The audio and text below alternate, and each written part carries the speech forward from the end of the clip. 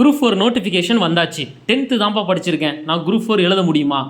10th நான் regular ஸ்கூலில் படிக்கல, ஓப்பன் ஸ்கூலில் படித்து நான் எக்ஸாம் எழுதி பாஸ் பண்ணியிருக்கேன். என்னால் குரூப் 4 எழுத முடியுமா? வயது வரம்பு எனக்கு என்னவா இருக்கும்? விஓஓ வேணும்ப்பா, எனக்கு மேக்ஸிமம் ஏஜ் எவ்வளோ? 35 40? ஜூனியர் அசிஸ்டண்ட் வேணும் ஜுடிஷியல் சர்வீஸில், எனக்கு வயசு எவ்வளோ இருக்கணும்? மேக்ஸிமம் ஏஜ் எவ்வளோ இருக்கணும்? 50 வயசாக இருந்தால் எழுதலாமா? 40 வயசாக இருந்தால் எழுதலாமா?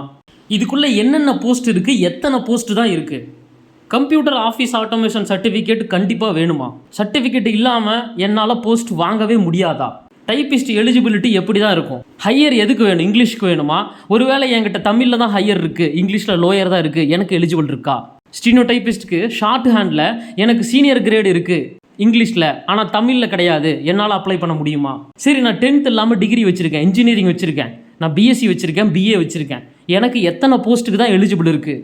இந்த மாதிரி கேள்விகள் மட்டும் இல்லாமல் இன்னும் பல கேள்விகளுக்கு விடையளிக்கிற மாதிரி நாங்கள் ஒரு வீடியோ போட்டிருக்கோம். அந்த வீடியோவுக்கு உண்டான லிங்க்கு இந்த வீடியோ கீழே பாருங்கள். எங்களுடைய அகாடமி சேனல் நேமு கீழே கிளிக் எபோ ஃபார் ஃபுல் வீடியோன்னு இருக்கும். அந்த லிங்க்கை கிளிக் பண்ணி ஃபுல் வீடியோவை பாருங்கள். 100% நோட்டிஃபிகேஷனுக்கு நீங்கள் தெரிஞ்சுக்கலாம். அதுக்கப்புறம் நீங்கள் அப்ளை பண்ணுங்கள். பொறுமையாக எக்ஸாம் நல்லா எழுதுங்க. All the best.